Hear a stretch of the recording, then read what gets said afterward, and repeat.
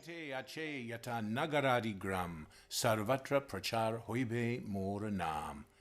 In every town and village throughout the world, the chanting of my holy name will be heard. This is the promise of Lord Chaitanya Mahaprabhu himself, who inaugurated the present-day Hare Krishna movement. In previous ages, the process of serving the Supreme Personality of Godhead with pure love was limited only to exceptional, qualified individuals. But Sri Chaitanya Mahaprabhu, as a spiritual revolutionary, ignored social barriers created by birth and caste, by gender and ethnicity, and by political affiliation.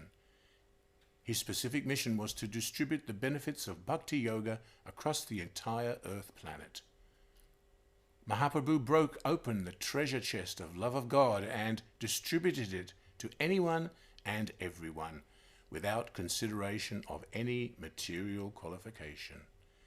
In other ages, spiritual advancement generally meant a gradual evolution across lifetimes, a slow and steady ascension of the yoga ladder, from Karma Yoga to Jnana Yoga to Astanga Yoga, and finally to Bhakti Yoga. But for the most fallen people of Kali, Mahaprabhu presented a simplified and practical yoga system for speedy elevation to the topmost destination, far beyond the temporary material worlds. For Mahaprabhu's revolutionary movement to spread, it needed to be taken up by the acharyas, pure devotees who lead by their example. A disciplic succession from bona fide guru to disciple has existed across eons of time. Srila Haridas Thakur took up his mission, as did the 6 Goswamis of Vrindavan. Then came Srinivasacharya, Narottama Dasa Thakur, Shyamananda Prabhu, and Vishwanath Chakravarti Thakur. In modern times, our disciplic succession continued on through Jagannatha Das Babaji, Bhaktivinoda Thakur, Gaura Kishora Das Babaji, Srimad Bhakti Siddhanta Saraswati Thakur, and our own merciful Srila A.C. Bhaktivedanta Swami. Before he disappeared from earthly vision in 1936, Srila Bhakti Siddhanta Saraswati Thakur suggested that his disciples should collectively continue the mission of Mahaprabhu by forming a governing body for the management of his institution, the Gaudiya Math.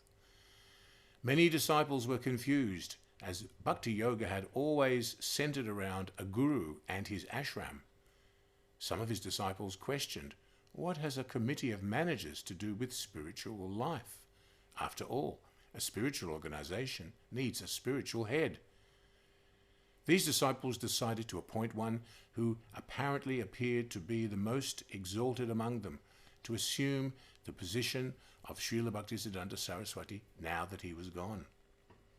Unfortunately, that appointed Acharya had spiritual difficulty and fell down from his exalted position, and as a result, the wonderful spiritual institution created by Srila Bhaktisiddhanta Saraswati crumbled and disintegrated.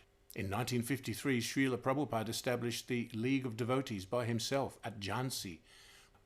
Even at this early stage, Srila Prabhupada had already placed himself in the background and the institution firmly in the foreground. He alone had understood the instructions of Bhaktisiddhanta Saraswati Thakur. In September 1965, at the mature age of 70 years, Srila Bhaktivedanta Swami arrived in New York alone to fulfill the divine mission of his Guru Maharaj. After some months struggling alone, Srila Prabhupada was able to set up a small center in a storefront at 26 2nd Avenue. Singing alone at Tompkins Square Park, some young boys and girls responded, and in this way, Srila Prabhupada started the Hare Krishna movement in the West. From the ruins of the Gaudiya Math, Srila Prabhupada carried the spirit of Srila Bhaktisiddhanta Saraswati.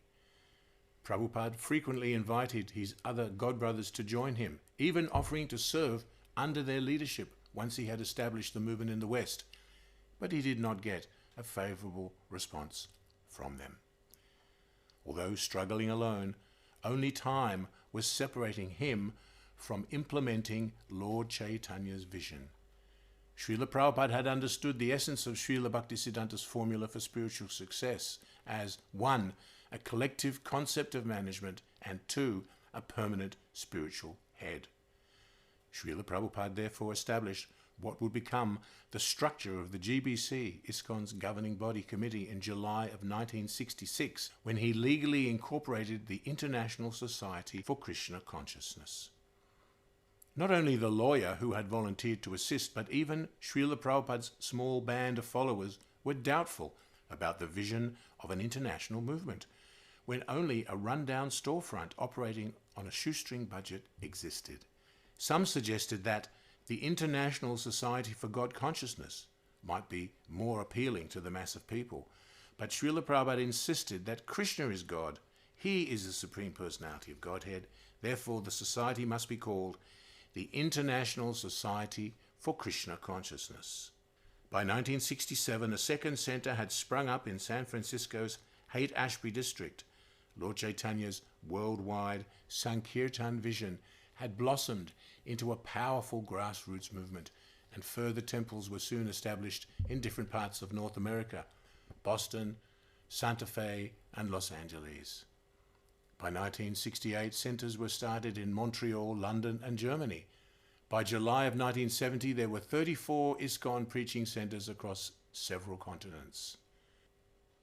In a document entitled Topmost Urgency, dated 1974, Srila Prabhupada clarified the position of the founder Acharya of Lord Chaitanya's mission in the West. He, the founder Acharya, is the supreme authority in all matters of the society.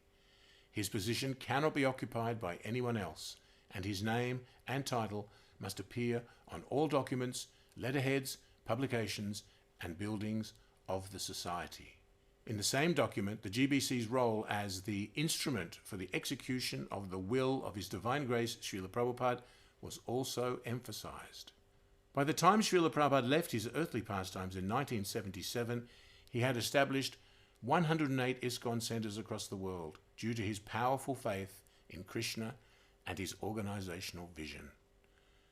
A self-effulgent Acharya does not appear in every generation, but a strong, united body of leaders such as the GBC can manage the society effectively by his mercy, whether he is physically present or not. The GBC has withstood the inevitable fall-downs and deviations of some powerful and charismatic leaders, and has continued the legacy of Srila Prabhupada and Sri Chaitanya Mahaprabhu regardless. United we stand, divided we fall. Some devotees in ISKCON have endured the pain of their spiritual master falling down, but many have been able to continue with their spiritual lives due to the collective managerial umbrella of the GBC and the ongoing spiritual shelter of the founder Acharya, His Divine Grace, Srila A.C. Bhaktivedanta Swami Prabhupada. Although sometimes management is flawed and imperfect, without the GBC, ISKCON cannot continue to exist. The society would simply fragment into smaller and smaller independent mutts, each with its own fallible founder Acharya, fighting one another for disciples and land. It can be said that ISKCON equals the GBC plus the founder Acharya. Due to this spiritual formula of success, Lord Chaitanya's prediction of every town and village has already come true. পৃথিবীতে আছে যত নগরাদি গ্রাম, as many towns and villages there are on the surface of the globe, sarvatra prachar hoibe mor naam. Lord Chaitanya says, everywhere people will know my name. This is the prediction of Lord Chaitanya.